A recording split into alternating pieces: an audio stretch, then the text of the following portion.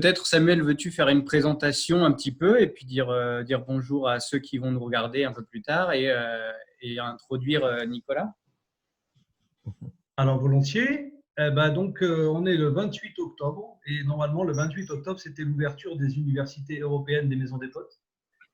À cause du confinement et des voyages impossibles depuis l'étranger, on a dû annuler ces universités, mais l'idée était de quand même pouvoir se croiser par-delà les distances par Zoom et de pouvoir échanger. Donc aujourd'hui, c'est Nicolas Rey qui ouvre le bal avec une conférence sur le retour de la gauche au pouvoir en Amérique latine, point d'interrogation.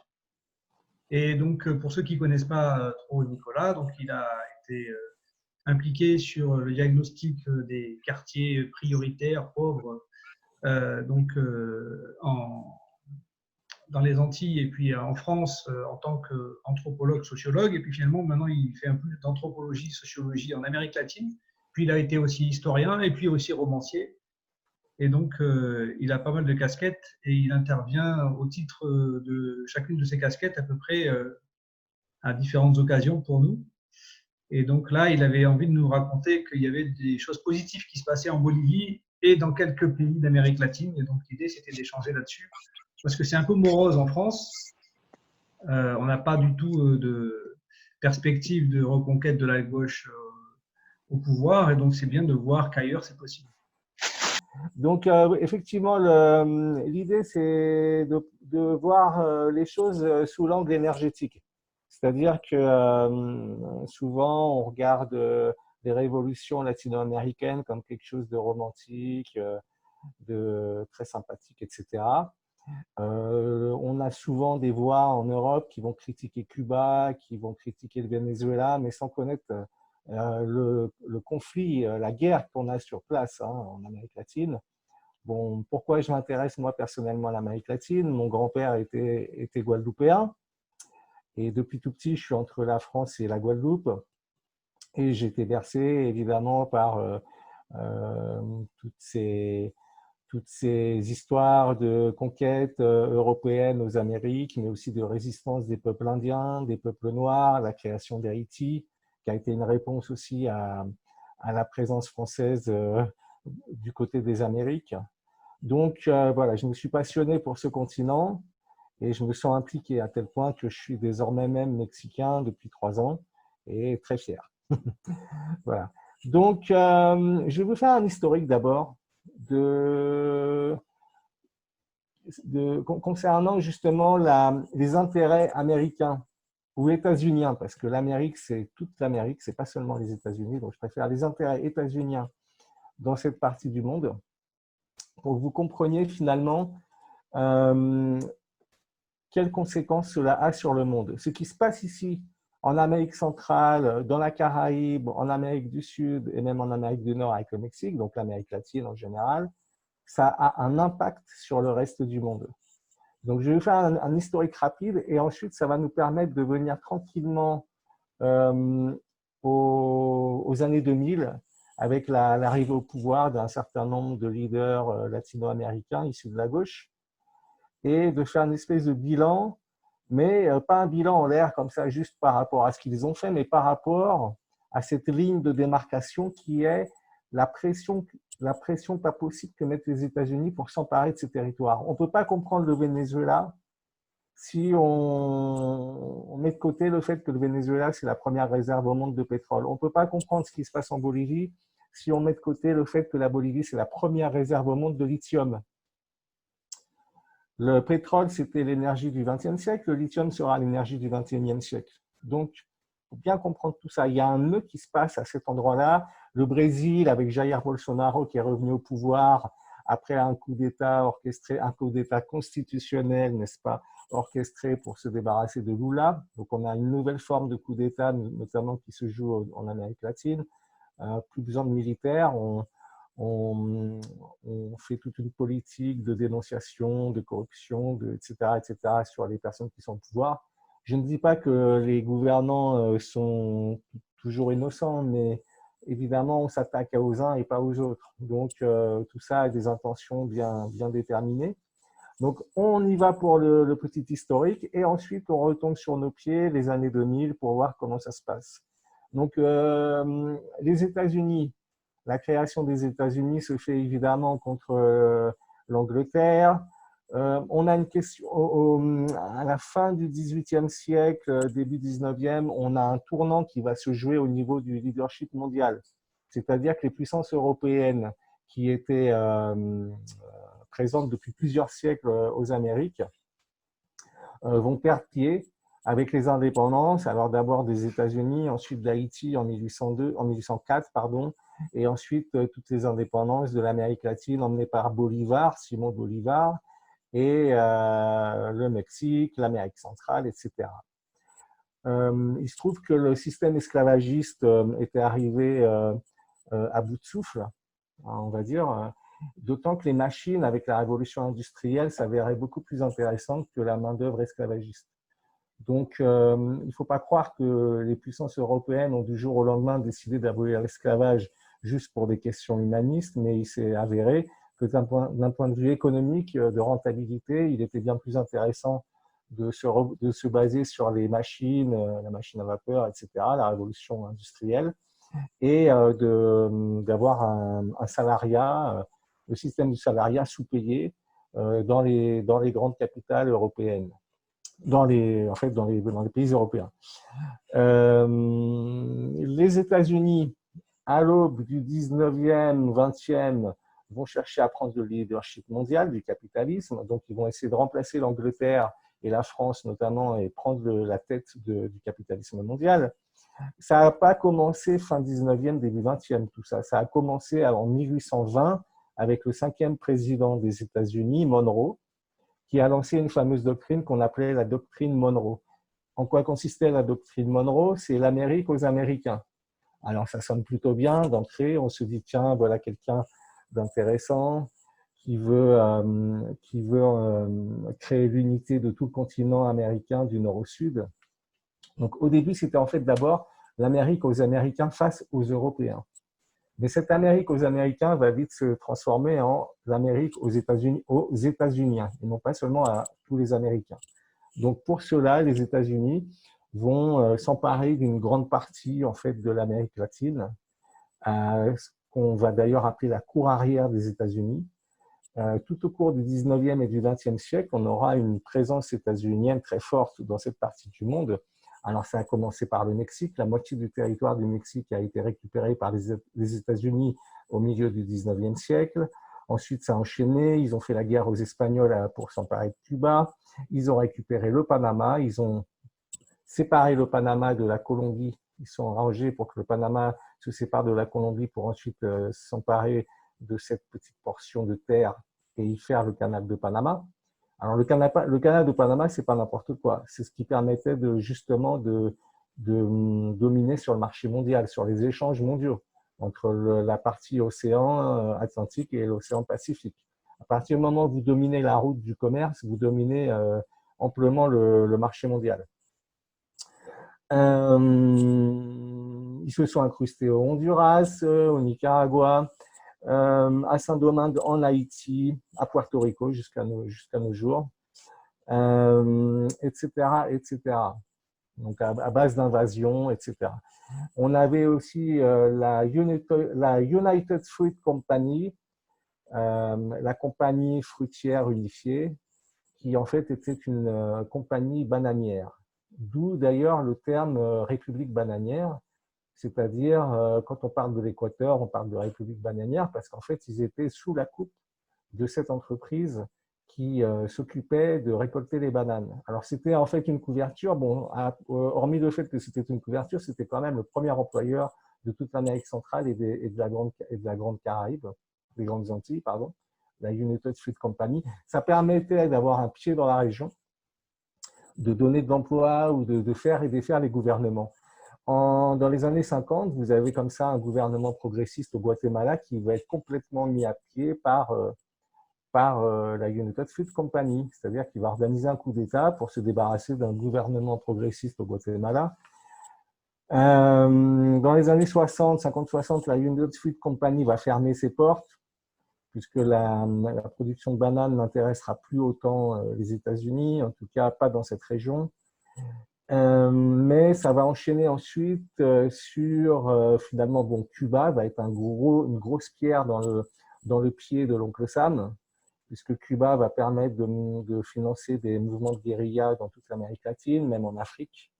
En Asie, un peu moins, mais en Afrique avec l'Angola, le Mozambique, etc. Et surtout en Amérique latine.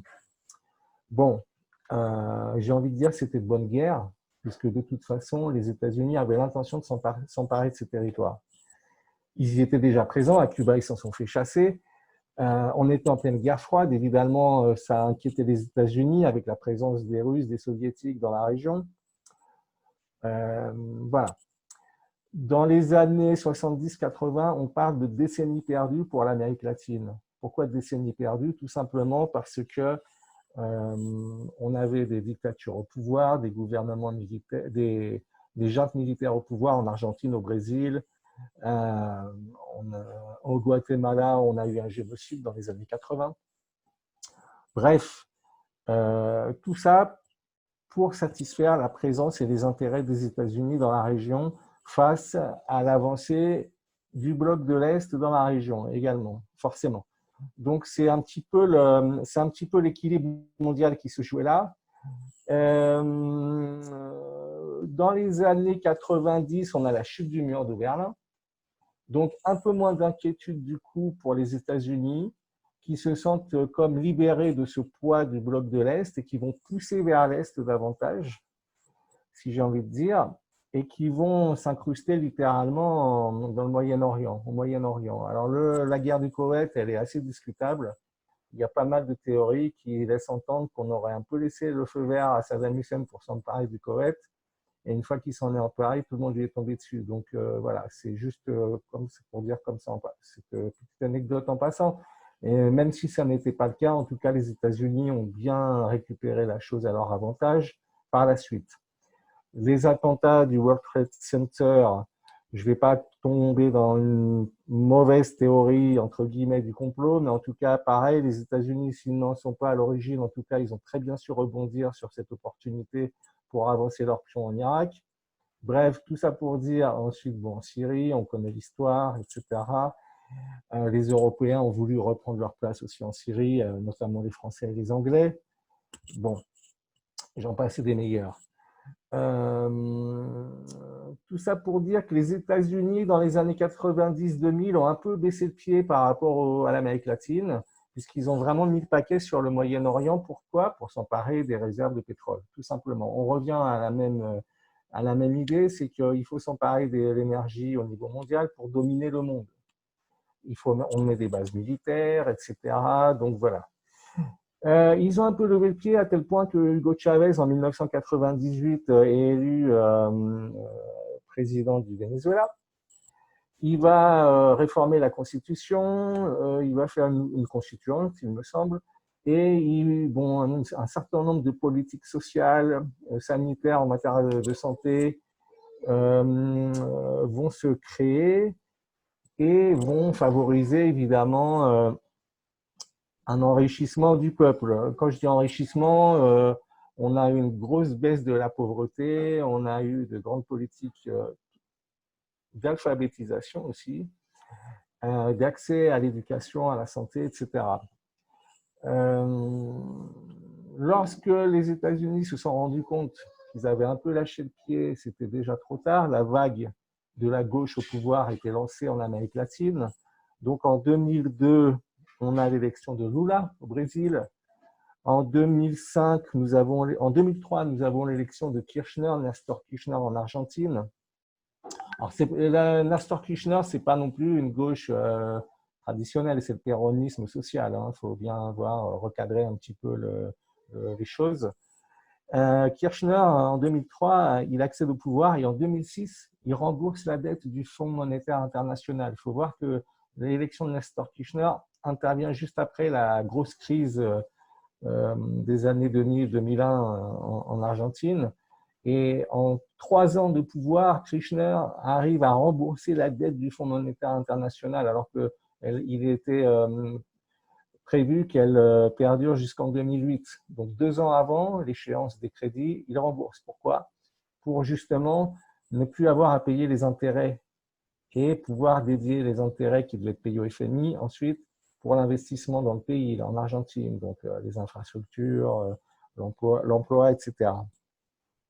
En 2005, nous avons l'arrivée au pouvoir de Evo Morales, donc un Indien Aymara, si mes souvenirs sont bons. La Bolivie étant dominée par 2 communautés, les Aymara et les Quechua.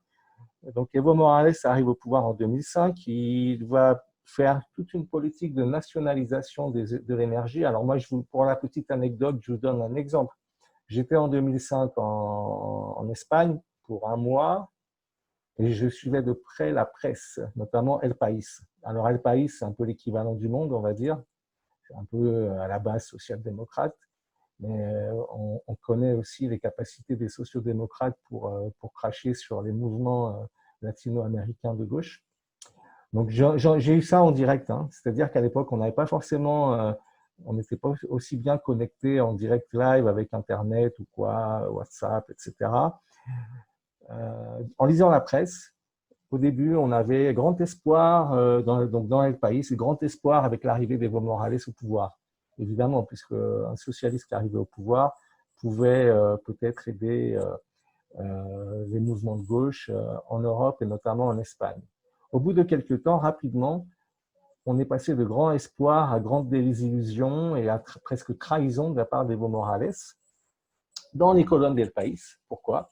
Parce qu'il proposait de garder les mêmes pourcentages de bénéfices concernant l'extraction des matières premières de Bolivie, c'est-à-dire 20%, 80%, sauf que cette fois, il proposait que les 20% qui restaient en Bolivie se transforment en 80% et que les 20% qui restent partent pour l'Europe. Donc il a dit, nous, on n'est pas contre maintenir un certain pourcentage, sauf que maintenant, on va le faire en notre faveur. Et ça a permis notamment à la Bolivie de développer également un certain nombre de politiques sociales. La Bolivie a eu près de 7% de croissance économique sous le gouvernement de Evo Morales, avec comme ministre de l'économie Luis Arce. Luis Arce qui est devenu désormais, qui va être désormais le nouveau président de Bolivie élu avec 55,5%, je crois, de vote en sa faveur au premier tour. Il y a de cela 2 semaines.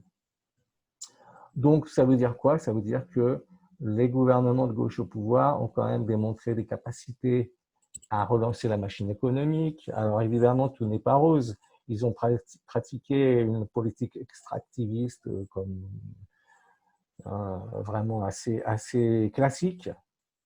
Mais au moins, en ce qui concerne la redistribution de ces richesses, le peuple en a vu la couleur. Donc, vous avez eu en Bolivie la création d'une classe moyenne indienne, notamment dans les grandes villes, alors que ce n'était pas le cas jusqu'à présent.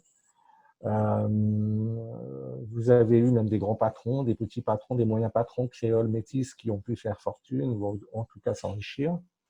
C'est pour ça qu'on a eu ce raz-de-marée de Luis Arce il n'y a pas longtemps, c'est-à-dire qu'il y a eu 2 phénomènes, je pense. Le premier phénomène, c'est que Luis Arce, donc le candidat d'Evo Morales, a mis l'accent sur la récupération des énergies nationales. Il a dit qu'il n'est pas question de brader notre énergie nationale aux puissances étrangères. Alors, les Allemands exploitent le lithium, mais Elon Musk, vous connaissez tous Elon Musk, le grand chantre de SpaceX qui veut conquérir Mars et qui mise sur l'énergie des batteries pour les voitures Tesla dès maintenant. Eh bien, Elon Musk, sur quoi il se base? Il se base sur un rapport qui a été émis en 2019 sur l'énergie et qui considère qu'en 2030, l'énergie éolienne et l'énergie solaire seront les énergies qui vont dominer au niveau mondial. Mais le problème, il faut stocker cette énergie, il faut la stocker. Donc on va la stocker dans des batteries. Et avec quoi on fait les batteries? Avec le lithium. Et où trouve-t-on le lithium? En Bolivie.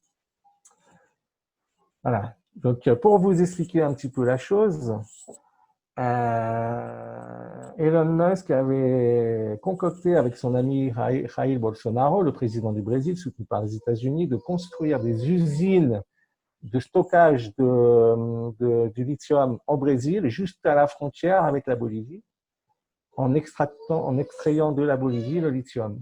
Donc voilà, tout était planifié. Et Elon Musk a peaufiné son plan pour favoriser les coups d'État en Bolivie, à tel point qu'il a même déclaré sur Twitter: nous ferons des coups d'État partout où cela nous chante, vous devrez vous y habituer. Donc il a carrément assumé le coup d'État en Bolivie. Là, il s'en cache même pas.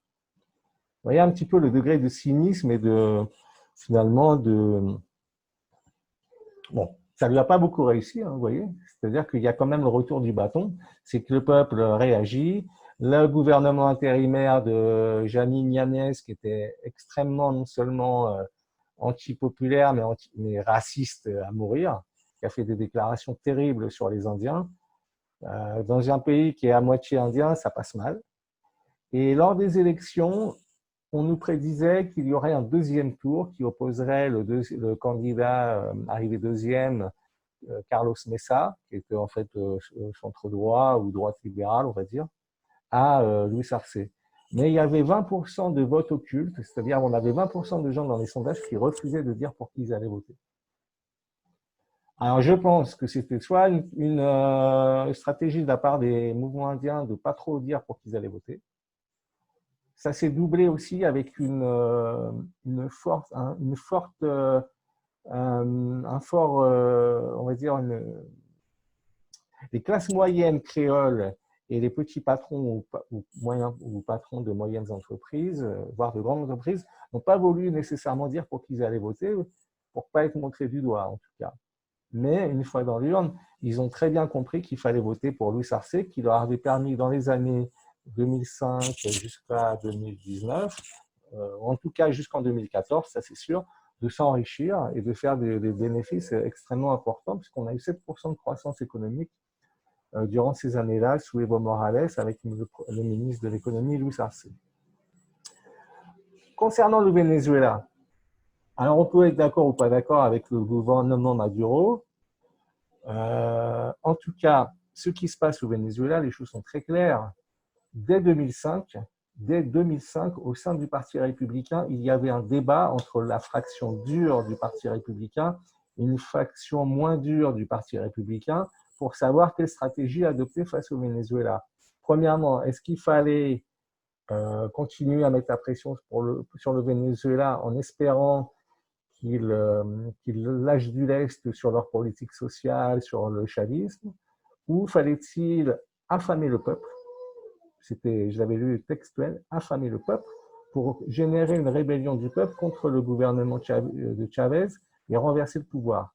C'est là finalement la ligne dure des républicains qui a emporté.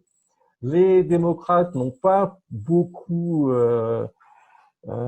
sont restés dans une certaine continuité avec cette ligne dure.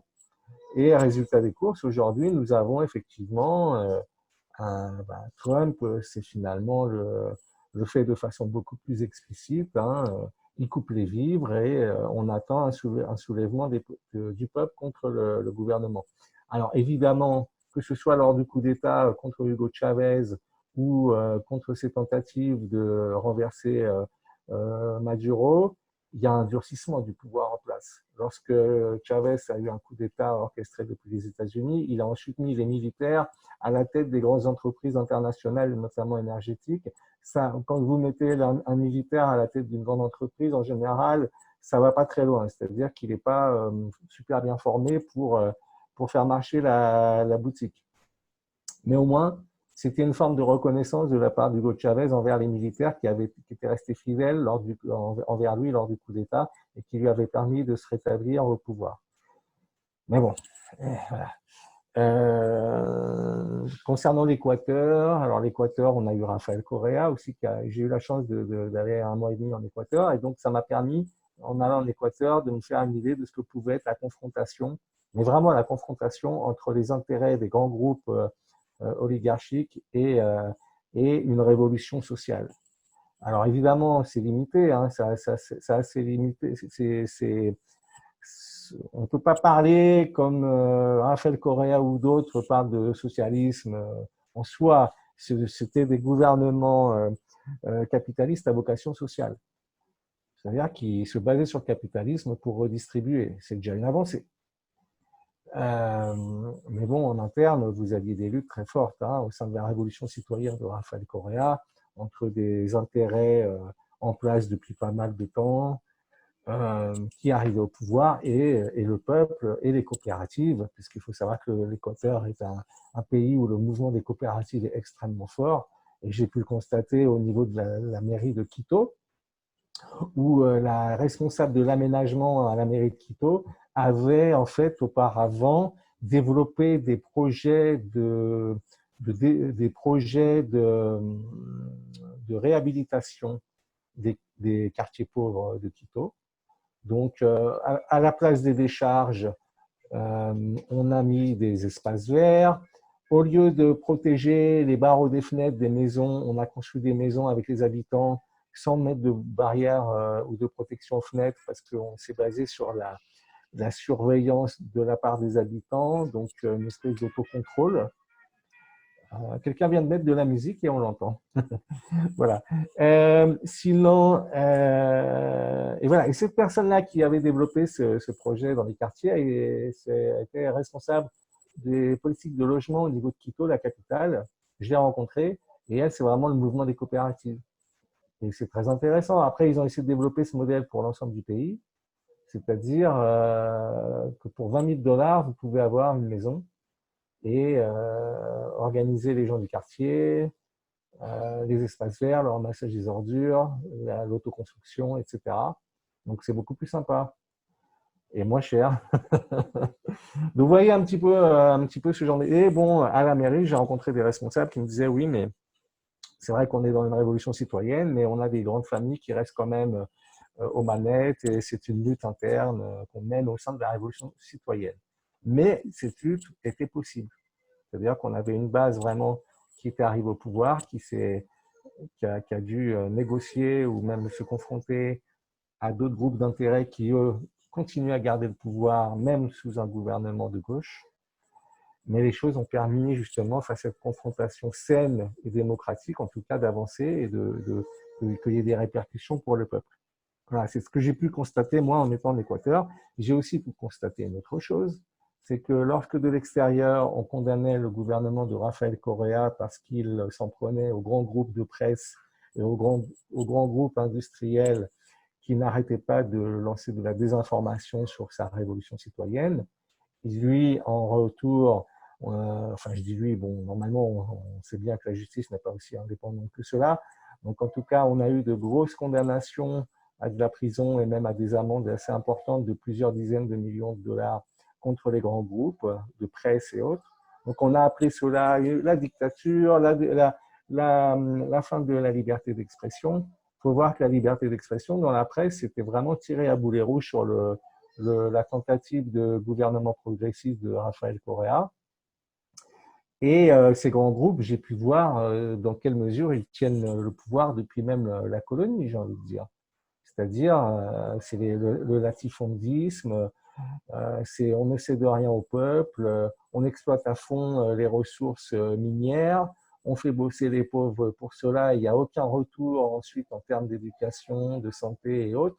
Donc, vous comprenez bien que le peuple, quand je l'interrogeais, il me disait oui, c'est vrai qu'il est un peu dur, le gouvernement actuel, envers les grands groupes, mais c'est de bonne guerre, puisqu'il faut dire que nous, on n'a pas vu la couleur de tout ce saccage de nos matières premières depuis des siècles. Donc, pour une fois qu'un gouvernement tente quelque chose, nous, on soutient ce gouvernement. Vous voyez ce que je veux dire? Donc, c'est vraiment en allant sur place qu'on se rend compte des réalités. Donc, pour un petit peu conclure là-dessus et ensuite passer à vos questions pour débattre plus à fond, le Chili, l'Argentine et la Bolivie, c'est le triangle d'or du lithium. Hein, c'est 50% des réserves mondiales. Donc, ce qui se passe en Argentine aujourd'hui, avec le retour de Cristina Kirchner comme vice-présidente, au Chili, avec forcément l'arrivée d'un gouvernement de gauche très bientôt suite à la constituante, presque on va dire, on peut parler de constituante qui va se mettre en place en Chili, sixième République qui va se mettre en place au Chili suite au référendum qui a été voté il n'y a pas longtemps. vous comprenez bien qu'il y a des intérêts derrière tout ça. C'est pas juste une question idéologique, c'est une question de pouvoir disposer de gouvernements favorables aux États-Unis pour continuer à extraire tranquillement les matières premières. Voilà, comme du temps de la colonie, hein, finalement, du temps de la colonie, on extrait les matières premières de ces pays-là et on leur refile ensuite des produits manufacturés qu'on a manufacturés au nord. C'est un peu ce qui se passe avec le Mexique. Le Mexique, qui est un gros producteur de pétrole, on exporte notre pétrole aux États-Unis qui va comment dire, le purifier ou le rendre beaucoup plus de meilleure qualité et le revendre au Mexique. Hein. On en est là. On en est là et on a eu ça également au Venezuela, même si on n'a pas de chiffre officiel là-dessus, mais depuis 2016, le Venezuela a commencé à importer du pétrole des États-Unis. Donc à diluer le pétrole un peu plus purifié aux États-Unis avec le pétrole lourd du Venezuela. Bref, le pétrole, évidemment, comme je vous le dis, ce n'est plus l'avenir, ça appartient déjà au passé. Le pas suivant, c'est le lithium. Et je peux vous assurer que quand on parle d'écologie, d'environnement, d'éoliennes, parce que tous nos écologistes, nos verts sont sympas et tout, mais quand pose-t-on la question du stockage? Quand pose-t-on la question de qui va dominer ce marché? Il y a des enjeux énormes, il faudrait en parler, on n'en parle jamais, parce que ce n'est pas une hélice qui tourne face au vent ou de beaux panneaux solaires en soi qui vont distribuer l'énergie, on doit la stocker et on a des enjeux énormes derrière tout ça. Les Chinois sont sur le coup, les Européens sont sur le coup, les États-Unis sont sur le coup. Ils viennent de perdre une grosse bataille là et je peux vous dire qu'ils se mordent les doigts hein, pour ce qui se passe et en Bolivie et au Chili. Tout a commencé par le Mexique en 2018 avec l'arrivée au pouvoir d'Andrés Manuel López Obrador, avec un programme de gauche qui en fait s'avère être de centre droit, mais qui reste quand même un peu de centre, puisqu'au niveau de la politique internationale, il reste à gauche. Mais pour le reste, c'est vraiment une politique d'austérité et d'extractivisme, hein, bien classique. Avec une petite nuance, c'est que désormais, la récupération du pétrole est censée bénéficier davantage aux caisses de l'État, etc., etc. Mais bon, en ce qui concerne les politiques d'austérité, c'est vraiment une bonne politique capitaliste de droite. Mais pour ce qui est de l'appui au Venezuela, pour ce qui est d'avoir permis à Evo Morales de garder, de rester en vie, le Mexique a joué son rôle. Le Mexique qui a envoyé un avion militaire récupérer en Bolivie Evo Morales pour le ramener au Mexique. Sans ça, Evo Morales se serait fait descendre sans aucun problème lors du coup d'État. Et de là, Evo Morales s'est rapproché de la Bolivie en demandant l'asile à l'Argentine qui est frontalière avec la Bolivie, au bénéfice de l'arrivée au pouvoir du nouveau président argentin qui, lui, appartient au péronisme social et un peu libéral, mais en tout cas une alliance entre le péronisme libéral et social avec le retour de Cristina Kirchner comme vice-présidente, qui, elle, fut présidente quelques années avant. Voilà.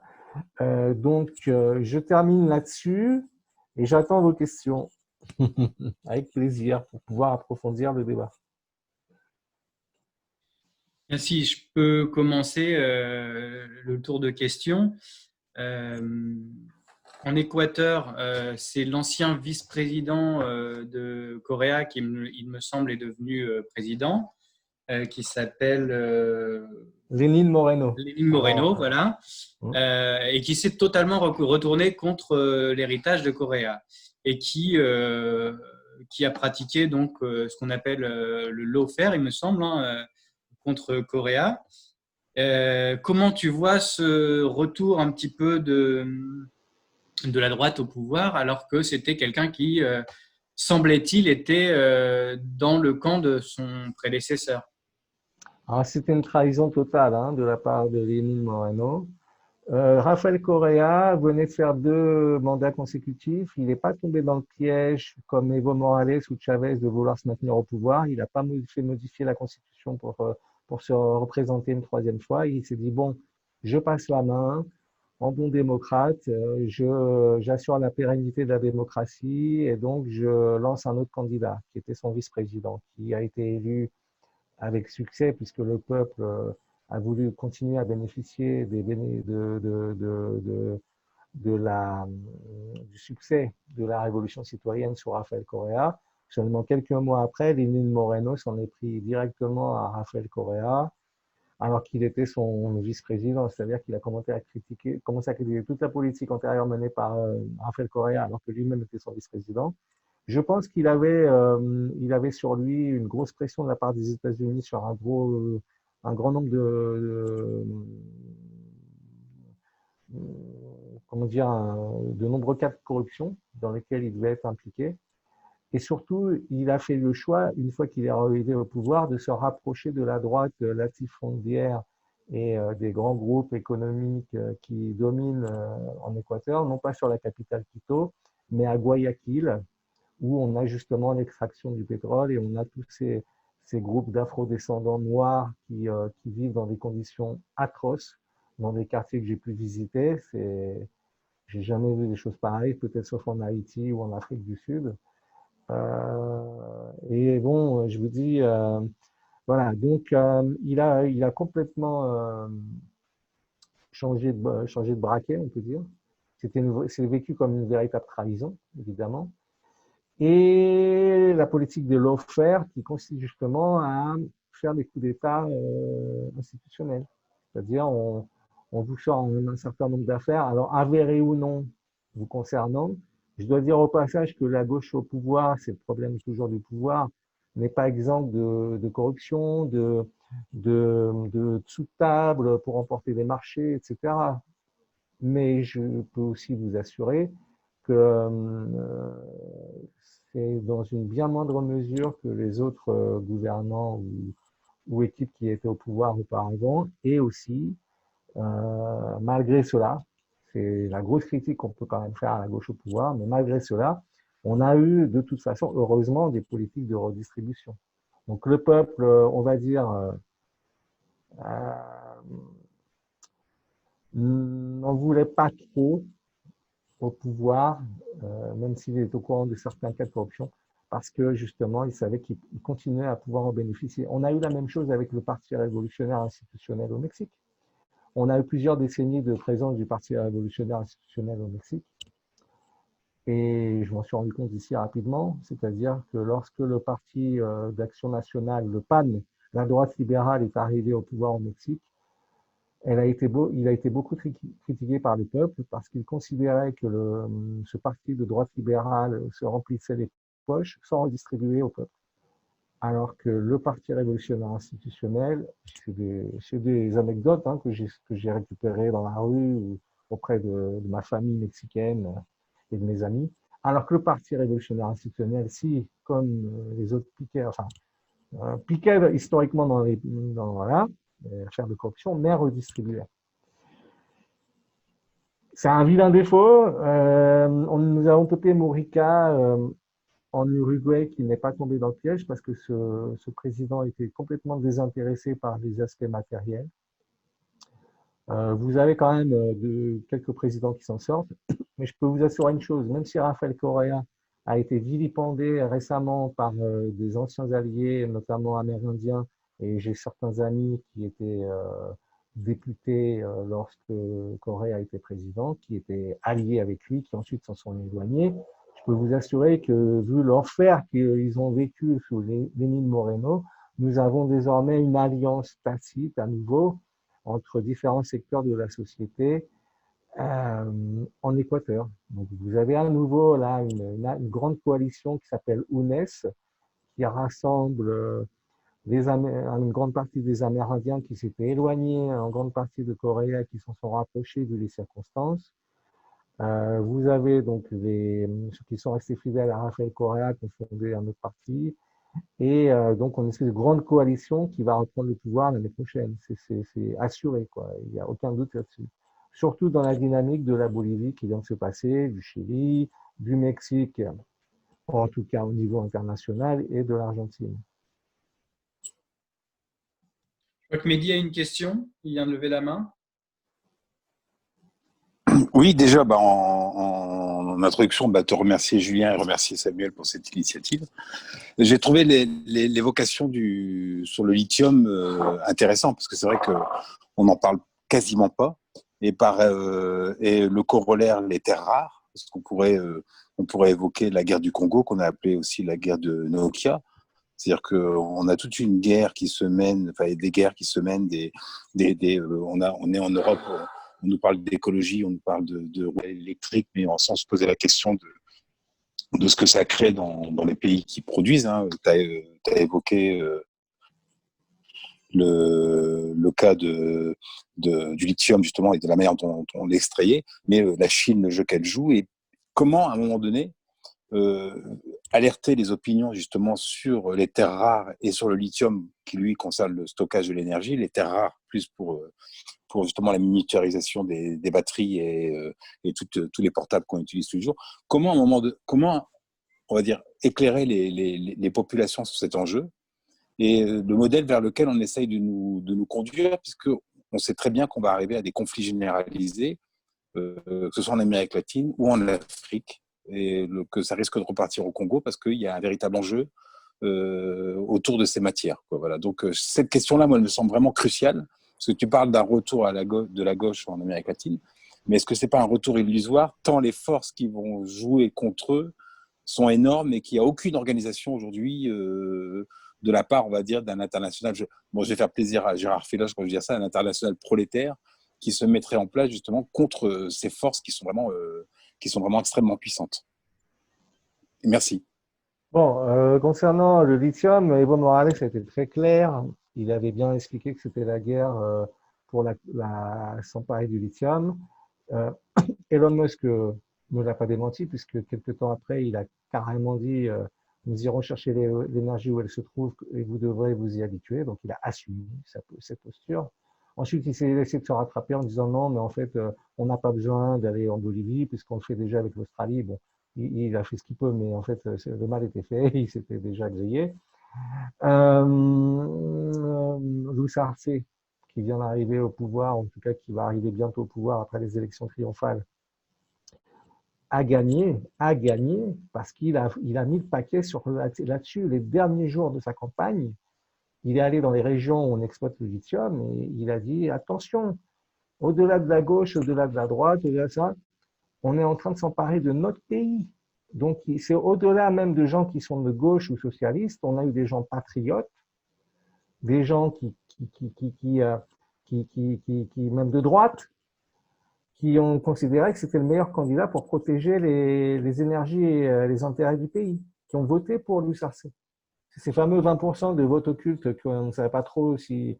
Voilà, ils viennent de là aussi. C'est-à-dire que c'est comme Cuba. Cuba, on va parler de communisme, etc. Mais Cuba aussi a du succès parce qu'ils ont développé un langage patriotique qui a permis justement de maintenir cette idée. La Russie, c'est pareil. J'ai envie de dire, Poutine joue beaucoup sur cette fibre patriote. Donc, et ça part par la souveraineté énergétique. Ça passe par la souveraineté énergétique. Donc ces gouvernements ne sont pas du tout désemparés. Au contraire, ils ne sont pas du tout désemparés parce qu'ils ont le peuple derrière eux qui a tout à fait compris les enjeux et qui les a élus triomphalement. Donc je pense que là, il y a de quoi être optimiste en fait. Je vous donne un autre exemple. Le Chili, ça a démarré comment le Chili? Les Gilets jaunes en France, ça a démarré comment? Ça a démarré aussi sur des questions énergétiques, de taxes. Au Chili, c'est pour la question du ticket de métro. En France, c'était la question de créer une taxe écologique pour je ne sais plus quoi. Et finalement, ça a démarré, c'est sur les mêmes questions. On se rend compte que le monde est sur le même créneau. On a une offensive des grands groupes pour, à partir de l'énergie, d'augmenter le prix des énergies. Et on a une réaction du peuple face à ça. Donc, moi, je suis plutôt optimiste et on en voit les résultats d'ailleurs. Hein. Donc, les gens ne sont pas dupes en Amérique latine, ils ont très bien compris les enjeux. Il faut juste que justement en Europe et ailleurs, on essaie de faire le lien.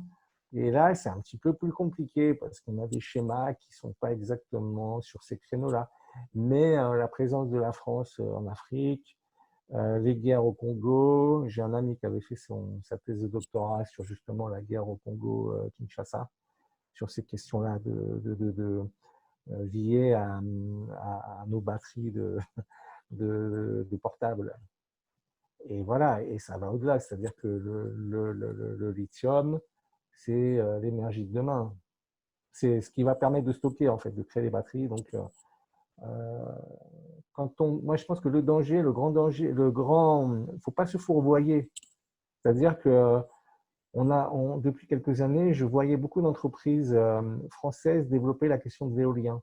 Je me disais, tiens, chouette, en France, enfin, on s'intéresse à la question de l'éolien, c'est vachement bien. Je me dis, tiens, enfin, des entreprises socialement responsables. Non, tu parles, c'est vraiment l'enjeu énergétique de demain. Donc même, je crois que EDF développe des choses là-dessus, bon, etc. Même si c'est timide, mais de toute façon, ils ont un pied aussi tourné vers l'avenir pour voir un peu comment ça va tourner. Et je peux vous assurer que… Donc c'est là-dessus qu'il faut mettre… il faut mettre des points sur les i et aussi en parler avec les écolos, parce que pourquoi ils n'en parlent pas, les écolos? Ils n'en parlent pas assez. Je pense qu'il faut en parler davantage de tout ça. Et Jean-Luc Mélenchon, qui lui-même est un latino-américaniste convaincu, je pense qu'il devrait aussi s'intéresser à tout ça. Gérard Filoche, qui est quelqu'un de très perspicace, je pense qu'il serait capable aussi de mettre l'accent là-dessus. Je pense que c'est des enjeux qu'on doit mettre en avant lors des prochaines élections et pas passer à côté de tout ça. Et ça permettra aussi aux Européens, et notamment de gauche, de comprendre un peu ce qui joue au niveau mondial. On a besoin de ça.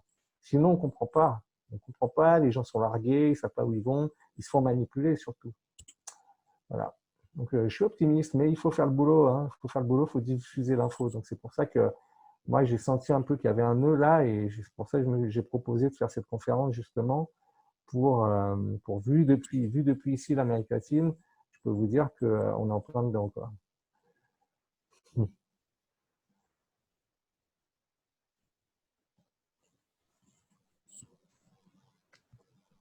J'ai vu qu'il y avait des mains qui se levaient. J'ai vu Najib. Peut-être d'autres personnes voulaient intervenir ensuite. N'hésitez pas à vous signaler, notamment dans le chat, parce que je ne vois pas forcément toujours vos têtes. Alors, je préfère juste vous prévenir que si ça coupe soudainement, c'est parce que j'aurai ni de batterie dans mon portable, ni dans mon ordinateur. Donc, si ça coupe, on arrêtera la conférence, mais tant qu'il y en a, on continue. Ok. En parlant la question de de l'énergie, encore une fois. En parlant de batterie, voilà. Moi, je voulais juste poser une question par rapport au Brésil. Oui, c'est moi qui posais la question par rapport au Brésil. Oui.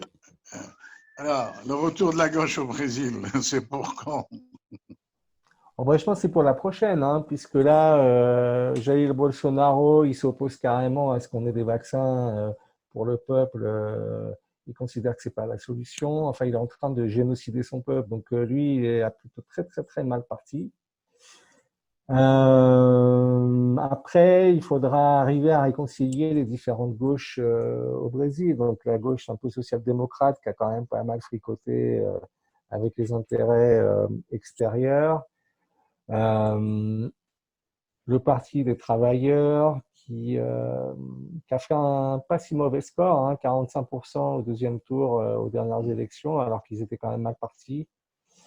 Mais le problème, c'est pas que la gauche revienne au pouvoir. Le problème, c'est sur quelle base est-ce qu'ils vont apprendre de leurs erreurs. Par exemple, Lula, il a développé, comme Christina Kirchner, ils ont développé les questions du soja, la production du soja. Ils ont massacré l'Amazonie. On n'a pas beaucoup entendu parler Lula sur la question de l'Amazonie avec Jair Bolsonaro pour une raison simple, c'est qu'on a eu une expansion phénoménale de la production de soja qui se fait en exterminant les forêts. Ensuite, on remplace par de l'exploitation bovine.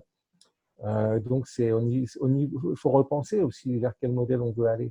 Donc, il y a tout un travail aussi à faire de la part de cette fameuse gauche au pouvoir qui garde les deux pieds dans le capitalisme et qui fait des politiques sociales. Mais est-ce que c'est au détriment de l'équilibre de la faune et de la flore de la planète? Est-ce que c'est au détriment aussi des sans-terres? Les sans-terres, par exemple, étaient très, très remontés contre Lula. Ils étaient des alliés tacites, puisque de toute façon, il valait mieux avoir Lula au pouvoir que les autres en face. Mais il y a aussi la pression que vont mettre les peuples sur, ce retour de la gauche au pouvoir qui va permettre peut-être de changer un peu la donne. C'est là que ça va jouer en fait. Sinon, si c'est pour repartir comme en 40 et refaire le même truc, ils vont se casser la gueule à nouveau et ça n'ira pas loin. Donc, non, non, il faut pas blaguer, quoi. Il faut vraiment faire les choses comme il faut. Et le rapport avec les États-Unis? Bon, bah, là, évidemment, les États-Unis, ils sont pas très contents de voir le retour de cette gauche au pouvoir. Mais si on a Joe Biden qui revient, qui est élu président, ils seront pas mécontents d'avoir plutôt quelqu'un du Parti des travailleurs ou n'importe qui d'autre de la gauche du PT ou une gauche même plus social-démocrate, etc. Enfin, qui se présente officiellement comme social-démocrate. Non, non, il n'y a pas de. À partir du moment où Joe Biden sera à nouveau au pouvoir, ils vont faire du business avec le Brésil. D'autant que Joe Biden, lorsqu'il était vice-président, connaît très bien l'Amérique latine. Il a beaucoup voyagé en Amérique latine à l'époque. La seule inquiétude que j'ai concernant Joe Biden, c'est que le clan Bush, le frère de George Bush, qui s'était lancé pour les primaires contre Trump, fait partie du futur gouvernement de Joe Biden. Donc vous aurez une espèce de gouvernement d'union nationale, on peut dire, autour de Joe Biden, qui ira du clan Bush jusqu'à Sanders, qui lui est vraiment à gauche, avec notamment une députée ou sénatrice d'origine portoricaine qui s'appelle Ocasio, qui est très très populaire aux États-Unis et qui mène la danse, qui met la pression à fond sur le prochain gouvernement Biden pour qu'il soit plus à gauche. Mais il y aura une lutte interne féroce au niveau du prochain gouvernement Biden. Ça va châtaigner. Donc, on a une intervention de Najib et ensuite de Mustapha. Alors, tout d'abord, merci pour toutes ces informations super intéressantes et sur lesquelles on a forcément envie de gratter, notamment je vais rebondir de nouveau sur la question du lithium. On a bien compris que dans pas mal de régions du monde, il y a une volonté de diversification énergétique. C'est un peu ce qui se passe pour pas mal de pays pétroliers et pas que. Du coup, pour pouvoir mieux comprendre l'enjeu qui se passe, est-ce que vous aurez un chiffre qui permettrait de pouvoir savoir à quelle hauteur se chiffre la manne financière de l'exploitation du lithium comparativement à celle du pétrole? Bon, moi, le chiffre que j'ai sous la main, c'est que 50% des réserves mondiales de lithium se trouvent autour du triangle Chili, Argentine, Bolivie et principalement Bolivie. Donc, à partir de là, on comprend que tous les yeux soient portés sur cette région, quoi. Et voilà, donc il y a de gros intérêts qui se trouvent là. Après, en Afrique, j'ai pas les chiffres, mais en tout cas, la moitié des réserves mondiales se trouvent là. Et du coup, est-ce qu'il y a des... Parce que ce ne sont pas les États directement qui négocient, mais plus des entreprises qui peuvent être états-uniennes, européennes, etc. Est-ce qu'il y a, vous connaissez des noms, est-ce qu'il y a des sociétés en particulier que vous pouvez nommer qui sont justement leaders sur cette exploitation de lithium dans cette région de Bolivie? J'ai pas, j'en avais récupéré il y a quelques temps. J'ai pas repris ces données là sous la main, mais je pourrais les envoyer à Samuel. En tout cas, je sais que les Allemands sont présents et un certain nombre d'entreprises états-uniennes avaient déjà commencé à avancer leurs pions sous le gouvernement transitoire putschiste, en tout cas de Janine Yanez. Ça, je peux vous le retrouver facilement. Il n'y a pas de problème. Après, pour les intérêts qui restent dans le pays, comme je vous disais, sous Evo Morales, on a une nationalisation des énergies. Donc, ça va être un des enjeux de Luis Arce, c'est de vraiment bien protéger les intérêts nationaux et notamment les pourcentages concernant les bénéfices tirés du lithium. Sous Morales, on a conservé les 20%, 80%, sauf qu'on a inversé, c'est-à-dire 80% désormais pour le pays. Donc, en gros, c'est ça. Même si les groupes espagnols ont critiqué Morales à l'époque en criant à la trahison, ils ont quand même pris les 20%. Hein. On leur a enlevé les 80%, mais ils ont quand même conservé les 20% qu'on leur proposait. Et je Donc, conclurai juste par une dernière question, c'est quelle est l'alternative pour ces pays qui sont justement détenteurs de ces mines, de ces minerais, pour passer à autre chose que le lithium? bah, c'est des vraies politiques écologistes. Le problème, c'est qu'on est dans des pays où il n'y a pas beaucoup de ressources. À partir du moment où sur le marché mondial, les ressources dont elles disposent génèrent des devises, vous pensez bien qu'ils se dirigent vers ça, hein, que ce soit le pétrole au Mexique ou le lithium en Bolivie. Maintenant, on a beaucoup d'autres alternatives possibles. On a tout ce soleil, justement, qui est présent sur place. Donc, si on pouvait, à la rigueur, développer des projets de développement basés sur l'éolien, sur les barrages et le stockage à partir du lithium, mais qui bénéficie au pays, pourquoi pas? Pourquoi pas, hein, il faut pas. D'ailleurs, je sais que Louis Sarcé a prévu de développer économiquement son pays en se basant sur le lithium, mais un lithium qui aura une vocation sociale et non pas une vocation extractiviste qui part vers les intérêts extérieurs. Donc, je pense que ça peut fonctionner. Le tourisme, évidemment, c'est quand même des pays fabuleux au niveau culturel. Et,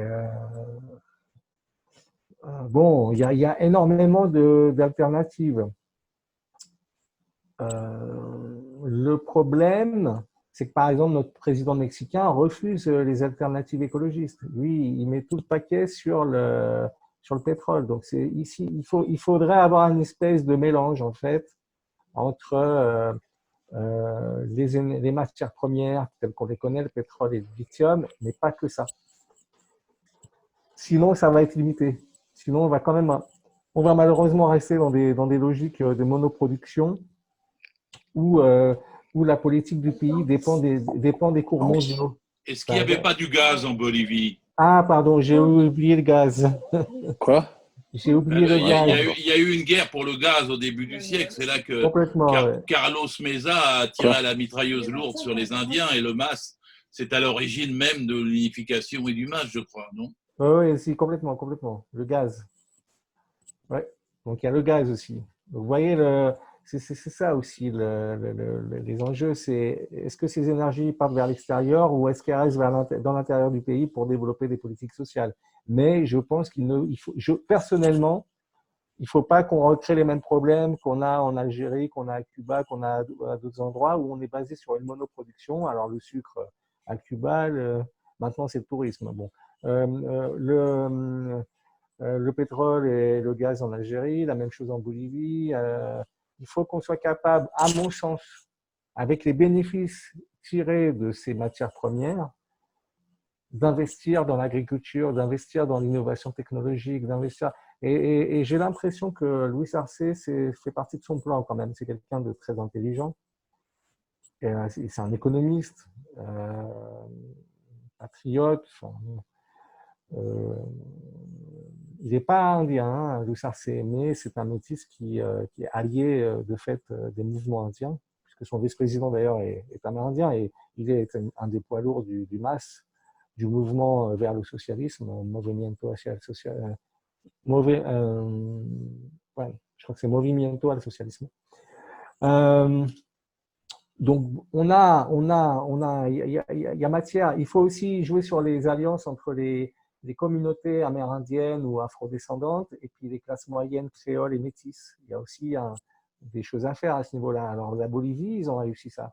La preuve, ils ont eu tout ce vote qui rassemblait à la fois les couches populaires amérindiennes rurales et les couches de classe sociale moyenne des grandes villes. Alors, à la fois amérindiens, nouveaux riches amérindiens ou nouvelle classe moyenne amérindienne des grandes villes et surtout classe moyenne métisse créole des grandes villes. Donc, je pense qu'il y a un nœud à ce niveau-là, une espèce d'entente entre les différentes communautés et différentes classes sociales. pour un projet national de développement basé sur les énergies, mais pour ensuite développer d'autres secteurs. Sinon, on va retomber dans les mêmes problèmes. Il faut sortir des logiques de monoproduction. C'est fondamental, quoi. Ça se joue là-dessus. On peut s'appuyer sur une production importante, mais pour développer les autres. Sinon, on refera les mêmes erreurs. Je crois qu'il y avait une intervention de Mustapha. Oui, tout à fait. Vous m'entendez? Très bien. Alors, j'ai deux petites questions un peu différentes qui n'ont rien à voir l'une à l'autre. Et puis, voilà, tout d'abord, le lithium et les batteries, ça reste quand même polluant par rapport à l'hydrogène, qui peut être l'avenir de l'énergie. Et puis, une autre question sur le socialisme en France. Qu'est-ce que vous en pensez? Qu'est-ce qu'il faut faire pour le retour de la gauche en France? Alors effectivement, très bonne question. Alors c'est comme l'énergie nucléaire, on dit que c'est pas polluant, mais il faut bien se débarrasser des déchets nucléaires et les stocker. Ben, on aura le même problème avec le lithium. Donc ça aussi, tout ça, il faut se pencher sur ces problèmes-là.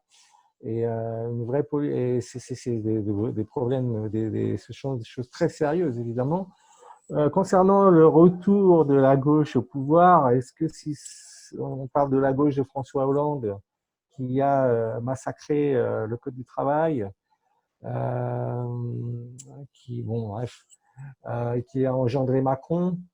Est-ce qu'on parle d'une sorte d'union de la gauche sous Mitterrand et puis ou de programme commun et ensuite d'union de la gauche alors, on a eu une alliance rose-rouge-vert avec Jospin, qui a permis les 35 heures, mais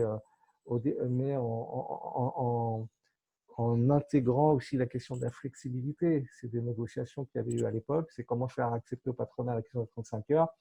Ils ont intégré la question de la flexibilité. C'est aussi cette gauche au pouvoir qui a dérégulé le marché, enfin en tout cas qui a permis de vendre l'idée qu'on devait travailler à n'importe quelle heure, à n'importe quels horaires, bon, ok, sous les 35 heures.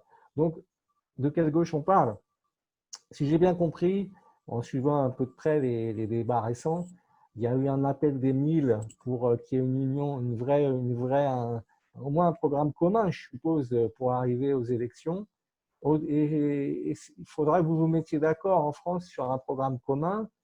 C'est la même chose, c'est exactement ce dont on parlait pour l'Amérique latine. Si c'est pour arriver juste avec les mêmes recettes, on va recréer les mêmes problèmes. Il faut d'abord mettre le programme en avant et ensuite vous verrez quelle est la personne la mieux à même de faire gagner ce programme. Et si j'ai bien compris, Jean-Luc Mélenchon a mis un peu d'eau dans son vin. Alors il devrait faire une déclaration dans pas très longtemps. Mais j'ai un peu suivi lorsqu'on lui posait la question s'il favorisait la division de la gauche, etc. Il a répondu, mais pourquoi on ne pose pas la question aux communistes qui ont déjà plusieurs candidats potentiels, aux socialistes, est-ce qu'ils vont s'effacer derrière un candidat des Verts?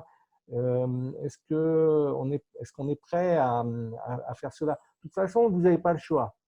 Sinon, ce sera Xavier Bertrand face à Le Pen.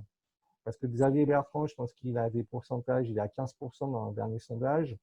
Macron, soi-disant, il sera entre 23 et 26%, mais j'aimerais bien voir comment on pose la question au sondé. Je pense que Xavier Bertrand va monter dans les sondages. Macron va s'écrouler. Donc vous aurez, est-ce que c'est pour avoir un remake alors Xavier Bertrand face à Le Pen?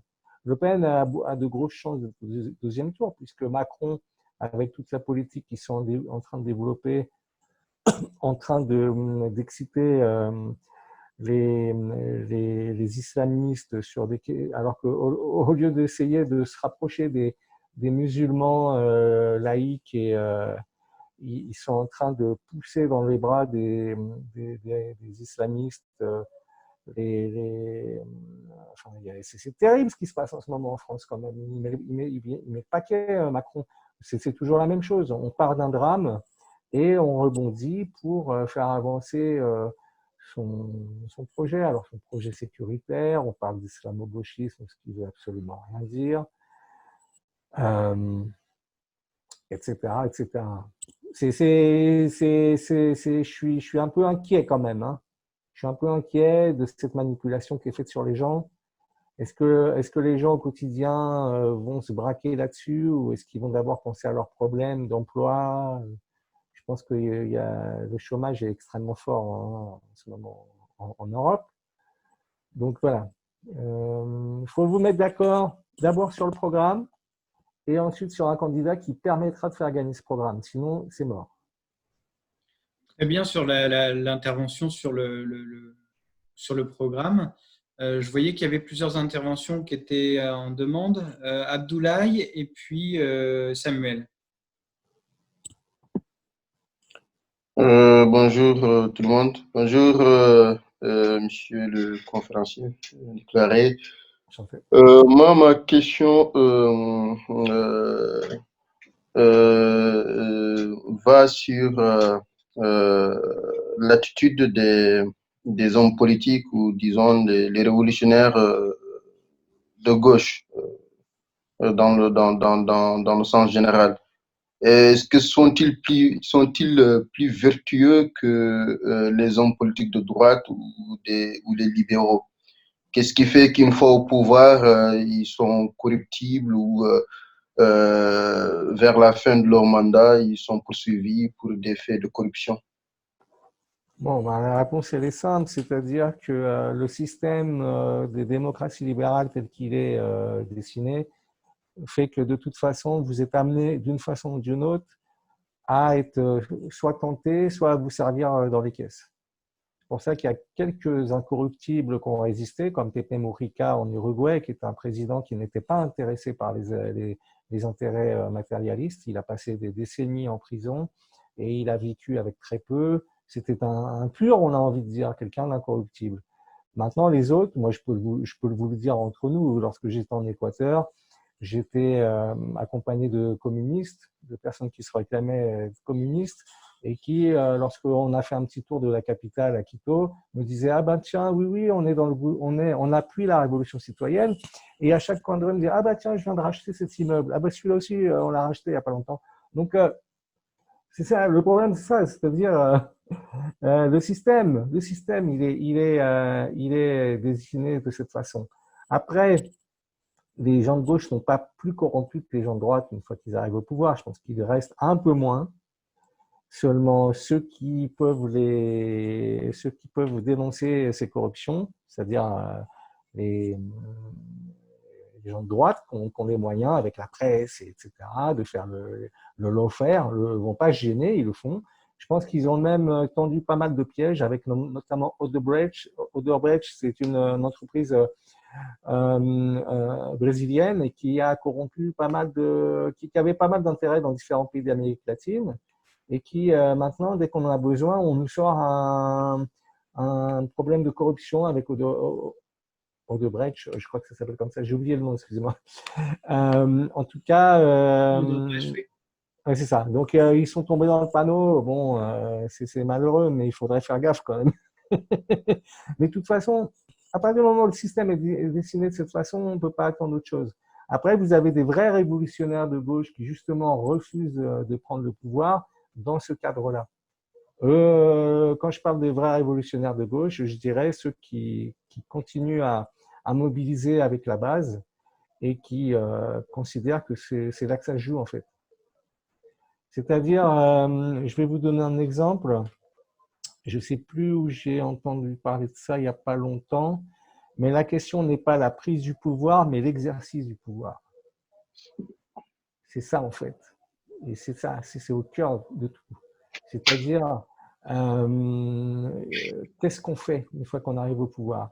L'idéal, ce serait que, justement, c'est par rapport au Chili que j'ai entendu ça récemment, c'est qu'on ait des groupes à la base qui mettent la pression sur les représentants, non pas pour qu'un tel ou un tel soit élu et qu'après il en fasse qu'à sa guise, mais qu'il applique le programme décidé à la base. C'est l'exercice du pouvoir, ce n'est pas la prise du pouvoir qui est importante, mais c'est l'exercice du pouvoir. C'est-à-dire que les élus ne sont là que pour appliquer ce pourquoi ils ont été élus, et c'est la base qui va dicter tout cela. Alors, je n'ai plus de batterie, ça va couper dans pas longtemps. je n'ai plus d'électricité, donc plus de batterie, et donc ça Alors, risque de moi, j'avais une couper dans pas question longtemps. avant que tu Voilà. En fait, la gauche, quand elle prend le pouvoir au Brésil et ailleurs, que ce soit Lula ou les autres, il y avait quelque chose qui me préoccupait, c'était est-ce que elle avait eu un programme offensif pour en finir avec le travail des enfants, puisqu'il y a quand même 25% des enfants d'Amérique latine qui travaillent entre 6 et 15 ans.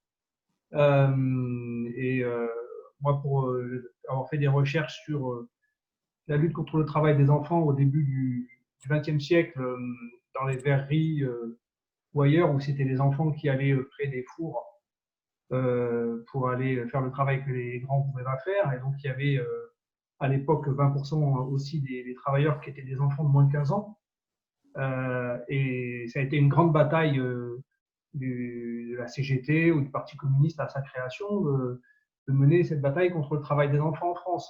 Est-ce qu'en Amérique latine, les forces de gauche, que ce soit dans les mines pour aller chercher les minerais ou faire je ne sais quoi, est-ce qu'il y a une offensive pour en finir avec le travail des enfants en Amérique latine? Est-ce qu'il y a un grand plan de la gauche au pouvoir dans ces pays-là pour faire cesser ça? Alors oui et non, parce que les enfants qui travaillent dans les familles, ça permet malheureusement à ces familles de survivre. Donc c'est pas évident en fait comme histoire. Si on était dans des États où la santé était assurée et l'école était assurée gratuitement, on n'aurait pas besoin d'envoyer les enfants à l'école, puisqu'on n'aura pas de dépenses à faire au niveau de la santé, au niveau de l'éducation, pour qu'ils puissent apprendre à lire, à écrire ou se soigner. Malheureusement, dans nos pays d'Amérique latine, c'est pas le cas, à tel point qu'on a même des organisations d'enfants qui ont obtenu d'avoir des espèces de décrets dérogatoires leur permettant de travailler dès l'âge de 12 ans, dans certaines conditions, soutenus par des mouvements aussi de gauche et citoyens, mais en encadrant cela, c'est-à-dire en faisant en sorte qu'on n'ait pas d'abus, que ce soit dans certains secteurs, un certain nombre d'heures, etc. C'est-à-dire que tant qu'on ne sort pas d'un modèle où les enfants sont presque pas obligés, mais contraints de travailler pour que la famille survive, c'est difficile en fait. Alors l'idée, c'est de légiférer pour que ce travail des enfants ne se fasse pas dans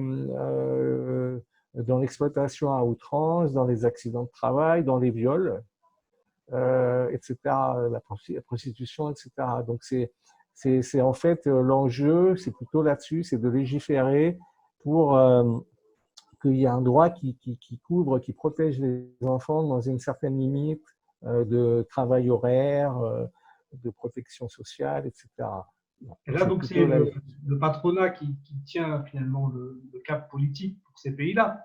S'il y avait des partis de gauche à la tête de ces pays, s'il y avait des partis révolutionnaires, ils seraient pour l'abolition totale du travail des enfants, donc ils ne sont pas de gauche. Alors, ça, attention, ces politiques-là, c'est plutôt depuis la base que c'est mené et ils sont confrontés même à des gouvernements de gauche sur ces questions-là. C'est pas, voilà, donc par exemple en Uruguay, je suis à peu près sûr, je peux aller voir de près, mais je suis à peu près sûr qu'ils ont renforcé les lois pour protéger le travail, pour empêcher le travail des enfants.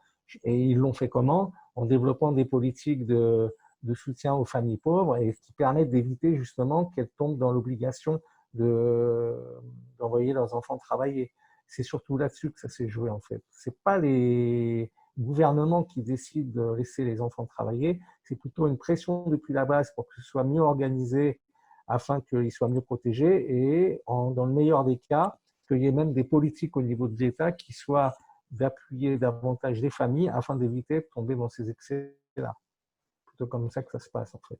Effectivement, le travail des enfants, en tout cas en France, il a été éliminé au fur et à mesure, mais il a été aussi éliminé, dans les derniers des cas, c'était des enfants d'agriculteurs qui travaillaient beaucoup dans les champs, et il a été éliminé par l'école obligatoire, par les allocations familiales, par le fait de garantir aux parents des revenus suffisants pour ne plus avoir à se préoccuper que les enfants participent aux frais du ménage.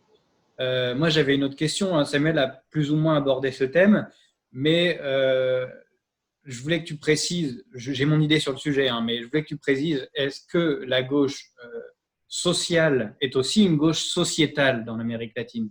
C'est-à-dire, est-ce que les gouvernements qui se forment de gauche au pouvoir là-bas sont aussi des gouvernements qui mènent des politiques antiracistes et des politiques d'élimination des discriminations sexistes, homophobes et en faveur des minorités. Ah, ça va couper. Vous m'entendez? Oui. Ah oui, d'accord. Bon, vous m'entendez. OK. Oui, non, non. Un exemple très simple. Le successeur d'Andrés Manuel López Obrador sur la capitale, Mexico, lorsqu'il était maire, c'est Marcelo Ebrard. Bon, en tout cas, lui, il était plus à même de développer des politiques sociétales, hein, plus que Andrés Manuel López Obrador, qui lui s'y est pas trop intéressé.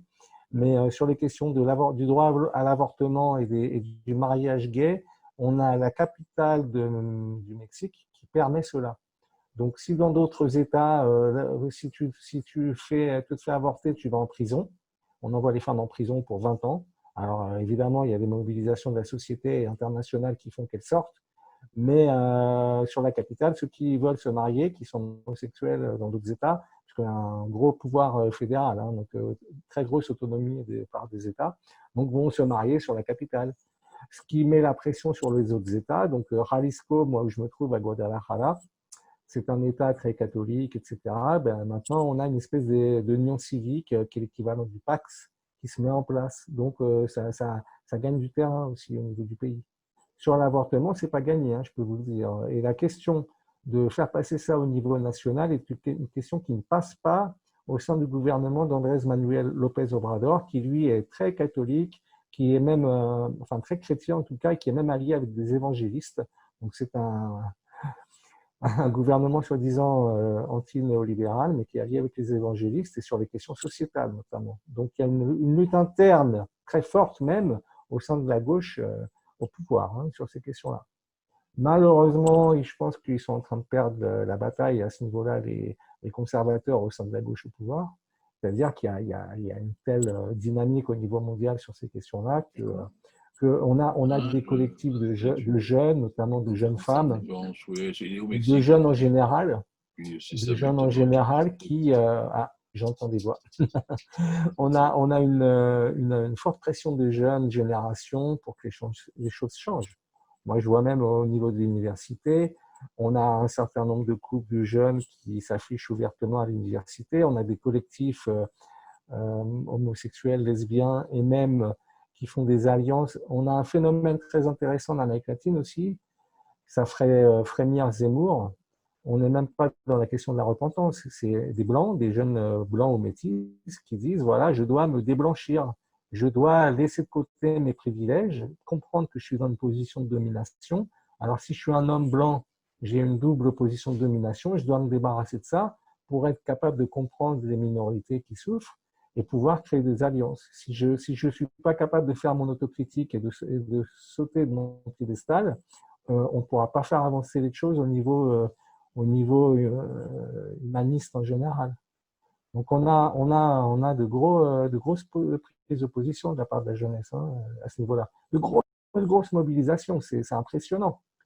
Mes étudiants, ils font tous des mémoires là-dessus, hein, en licence, en maîtrise, ils font tous des mémoires là-dessus, hein, de thèse, tout ça. Oui, j'avais ma deuxième question, c'était justement sociétale, comme disait Julien. Le Venezuela avait mené une politique non nationaliste, patriotique mais non nationaliste, en déliant la citoyenneté de la nationalité. Il a considéré que tous ceux qui vivaient au Venezuela étaient des citoyens et que peu importe leur nationalité, ils avaient le droit de voter à toutes les élections, même les présidentielles. L'enjeu pour nous en France depuis 50 ans d'obtenir le droit de vote des étrangers et en même temps l'ouverture des emplois fermés, donc de permettre aux fonctionnaires d'être pas européens, c'est un enjeu où à chaque fois on nous dit oui, mais où est-ce que ça se fait dans le monde? Ça va fermer.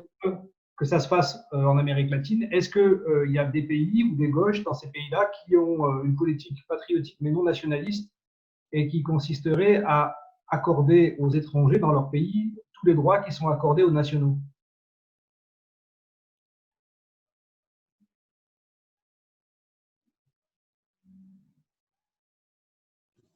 Je crois qu'il n'a plus de batterie, il n'a plus de lithium. Je pense qu'en effet, on a perdu Nicolas. Cependant, on peut quand même faire un petit tour Qui de c'est qui a la table. réponse à ma question? Je pense qu'on a perdu. On parlait de la gauche d'Amérique du Sud et la gauche européenne.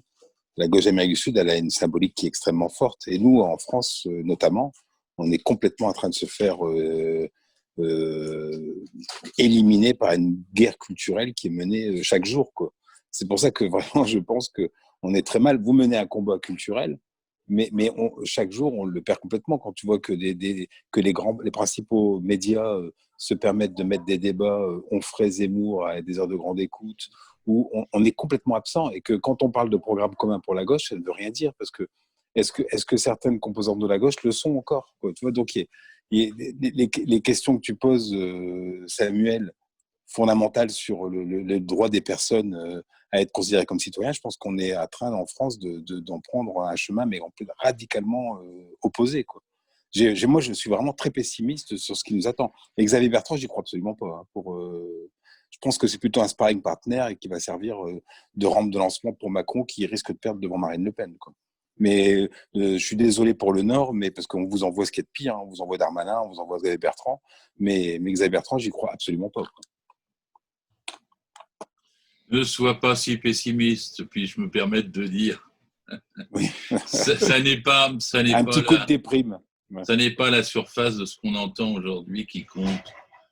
Les gens se battent toujours pour le ventre, pour l'assiette, pour leur salaire, pour leur emploi. Et ça, c'est beaucoup plus profond que l'écume des trucs actuels. Et c'est toujours ça qui revient et qui l'emporte. Et donc, je sais bien qu'idéologiquement, ils aiment bien les diversions. Et s'ils pouvaient parler toute la journée de l'islamo-gauchisme, ça ferait leur affaire. Mais en vérité, il reviendra. Combien faut-il de salaire pour que les soignants tiennent le coup? Faudra-t-il un 13e ou un 14e mois pour les soignants? C'est ça qui reviendra, toujours. Alors, j'espère, Gérard. Je dis ça pour, contre ton coup de déprime.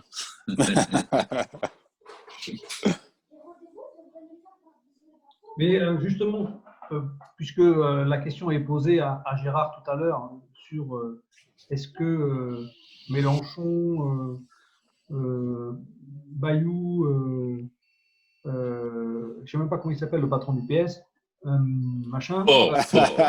Bah, sur toi, c'est le deuxième fort. Parce que tu sais qu'il y a déjà eu un premier secrétaire qui s'appelait Fort au PS. Exactement. Et tu sais pourquoi ils n'en parlent pas dans la galerie des portraits des premiers secrétaires? C'est parce qu'il a fini dans la collaboration. Et donc, ils avaient toujours discuté de ça dans les locaux de Solferino à l'époque. Il y avait tous les portraits des premiers secrétaires, sauf Fort. Et je disais à Bergogneau, mais pourquoi vous n'avez pas mis Fort? Alors, ils me disent parce qu'il a fini collabo. C'est un peu comme les doges de Venise qui éliminent les mauvais de leur rang pour plus qu'on s'en souvienne.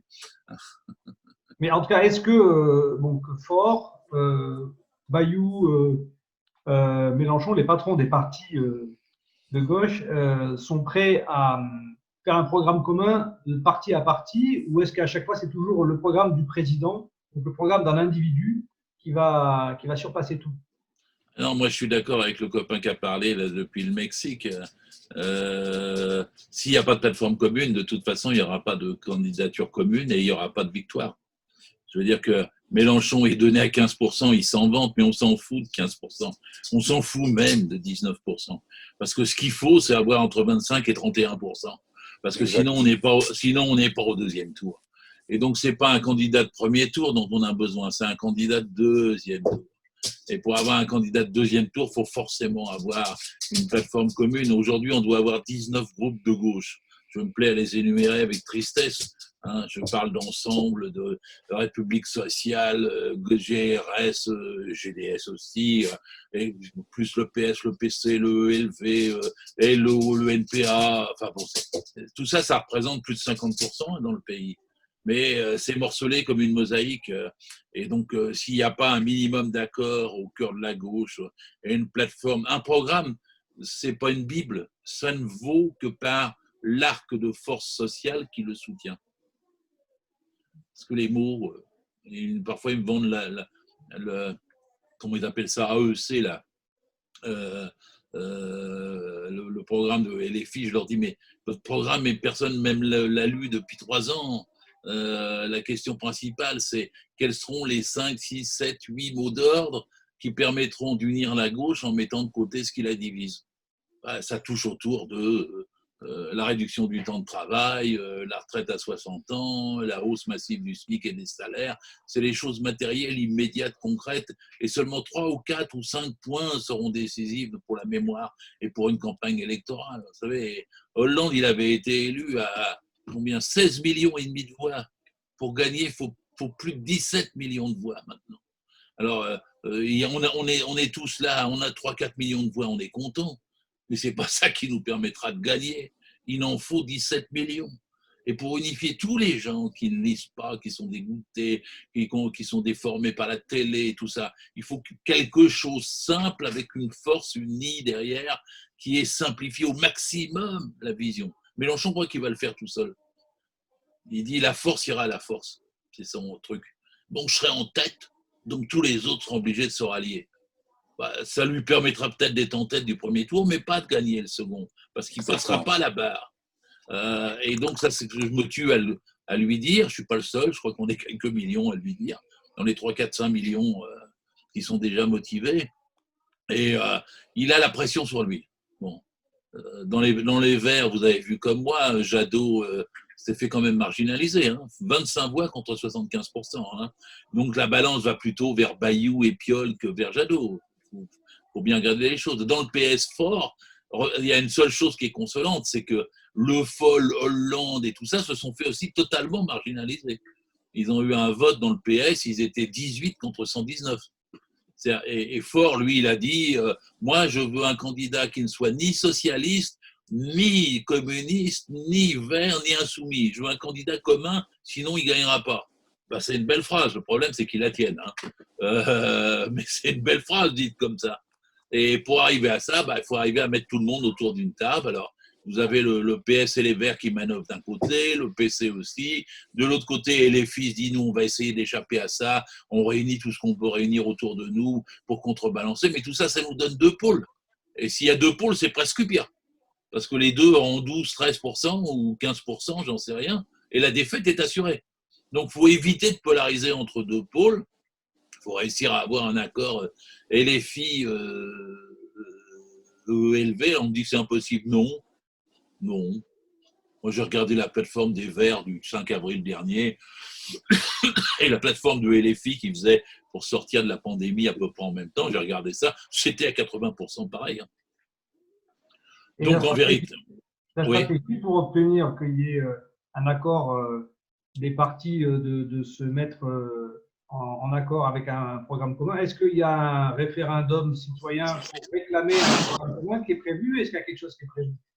Écoute, on ne peut pas dépasser les partis, il faut les rassembler pour les contourner. Personne ne fera rien sans un minimum. Les gens ils crachent sur les partis, mais ils ont tort. Les partis, on en a besoin dans l'humanité. C'est même ce qu'il y a eu le seul moyen qui a permis à l'humanité souvent de s'émanciper. Le problème, c'est quand il y a trop de petits partis et que chacun des partis n'est pas démocratique. Et qu'ils s'opposent et ils se font la guerre à qui va être le leadership. Bon, par où ça va commencer, j'en sais rien, mais je vois bien qu'il y a des regroupements. Parce que il y a les appels pour l'unité, il y en a 50 depuis 1 an. Et l'appel des 1000, il l'a cité, il est arrivé au Mexique, c'est un bon appel. Et il regroupe à peu près toutes les sensibilités. Donc, tôt ou tard, dans les partis, en ce moment, c'est en train de travailler au corps. Moi, c'est comme ça que je vois les choses, avec mon optimisme. Ça travaille au corps les chefs potentiels dans tous les partis.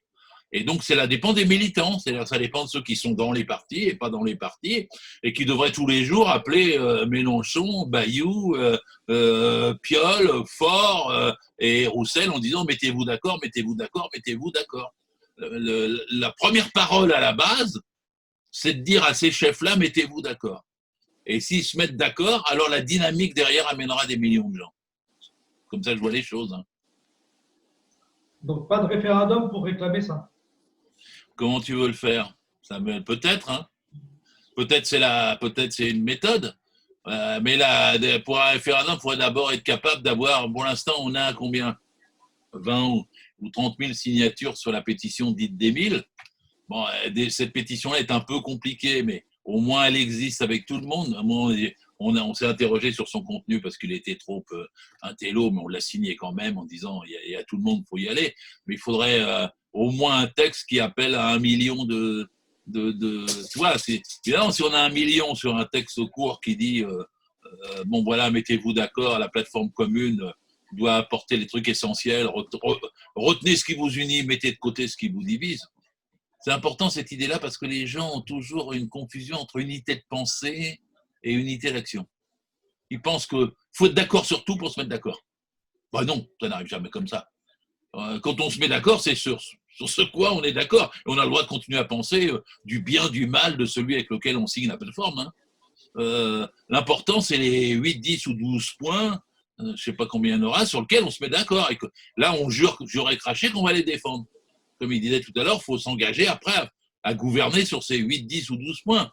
Et si on gouverne sur 8 ou 10 ou 12 points, après, la conscience des gens, elle évolue, et il y aura d'accord sur 100 points après. Mais il ne faut pas dire, il faut d'abord être d'accord sur 100 points avant d'être d'accord sur 2, 3. Il faut commencer par dire on est d'accord sur 2, 3, agir, gouverner, et ça en débloque pour 100. C'est comme ça que ça se fait. C'est dans l'action que la conscience évolue, ce n'est pas sur le papier. Donc, il faut avoir un papier suffisant pour engager l'action. Alors bon, s'il y a 1 million de personnes qui disent « ayons de quoi engager l'action et faisons l'unité », ça va peut-être arriver, vous savez. Parce que quand Mélenchon va s'être déclaré la semaine prochaine qu'il y aura une course chez les Verts pour savoir qui va l'être, que j'en sais rien, moi, Montebourg, un autre vont dire on y est, puis que quand il y en aura 5, 6, 7, les gens vont dire arrêtez la folie. Et là, peut-être, il y aura un appel d'un seul coup avec 1 million de personnes. Peut-être là, un référendum de la gauche ou un vote dans les urnes de la gauche serait possible pour dire on veut un seul candidat. Mais le référendum ou ça, c'est un peu l'équivalent de primaire. C'est-à-dire, s'il y a un accord sur une plateforme bien claire, bien ciblée, bah après, on peut faire des primaires pour choisir le candidat. Et d'ailleurs, il ne le sait pas, Mélenchon, mais il aurait ses chances comme ça. Il croit qu'il va par la force. S'il passait en douceur, il aurait plus de chances. Son défaut, c'est de vouloir passer en force. Julien ? Enfin, vous ne m'aviez pas invité pour causer de ça. Hein. Moi, j'étais venu pour la. Non, mais c'est intéressant, Gérard, c'est intéressant. Alors, sur l'Amérique latine, je regrette de ne pas pouvoir vous parler parce que j'ai été. Moi, je ne suis allé qu'au Nicaragua et à Porto Alegre dans ma vie. J'ai raté d'aller au Chili parce que mon voyage était prévu début septembre 1973. Alors, il a été un peu court-circuité. Et mon grand rêve était d'aller en Bolivie parce que j'ai suivi la Bolivie pendant 20-30 ans pour des débats intérieurs. À l'époque, j'appartenais à les communistes révolutionnaires et à la 4e internationale. Et il y avait un débat qui a duré 10 ans sur la lutte armée ou pas, après l'assassinat de Che Guevara et après le fameux texte de Régis Debray qui s'appelait le Faucon, qui disait qu'on commençait la révolution par un foyer de guérilla et qu'on construirait un parti de cette façon-là et non pas dans le mouvement de masse et dans les syndicats. Moi, vous devinez, j'étais contre la lutte armée, j'étais pour les syndicats, j'étais pour le travail de masse et j'ai discuté de ça pendant 2 décennies. J'ai écrit des dizaines de livres sur ce sujet qui ne sont jamais parus parce qu'ils étaient en bulletin intérieur, mais je connaissais tout de la prise de pouvoir au Nicaragua, du Soviet, il y en a eu un à La Paz en 1971, de la guérilla au Brésil et du soutien. J'ai vu les dirigeants du MIR avant qu'ils se fassent assassiner, les frères Enriquez. J'ai participé à tous ces débats, y compris physiques, avec des gens qui venaient, même quand moi je ne pouvais pas y aller. Alors je suis passionné de ce sujet. Et sur la Bolivie, moi j'ai hurlé de joie quand j'ai appris que Luis Arce avait gagné et que ça remettait en selle le MAS contre les suprématistes blancs. Hein. Parce que le fond, en fait, c'est encore pire que ce qu'a dit le camarade, à mon avis. Hein. C'est quand même, il y a une guerre de classe, puis il y a une guerre. Là, pour le coup, il y a une guerre raciste et suprémaciste. Contre les Indiens, quoi. La Janine Abel, Agnès, là, elle était pas à rentrer avec la Bible à l'Assemblée nationale au moment du putsch parce qu'elle pense que les Indiens sont tous satanistes et que leur religion animiste qu'ils ont pour une partie d'entre eux chez les Aymara et aussi les Quechua est tellement réactionnaire qu'il faut nettoyer la Bolivie de ces sous-hommes, quoi. Hein. C'est à peu près ça, là, ce qu'il y avait derrière. Et derrière le mec aussi qui s'appelle Pomari, je crois, qui dirigeait, là, vous avez parlé du lithium, qui dirige la grosse société du lithium, c'est YLB, et qui était derrière le putschiste d'extrême droite, là, Camacho. Et là, c'était une... Bon, enfin bon, je ne vais pas me lancer dans une autre exposé. C'était pour vous dire que j'étais passionné, que c'est pour ça que j'ai participé à ça avec vous ce soir. Mais je vais aller écouter Macron qui s'annonce derrière moi et sûrement derrière vous et qui va nous confiner. Et sur ce, je vous quitte et je vous fais toutes mes amitiés.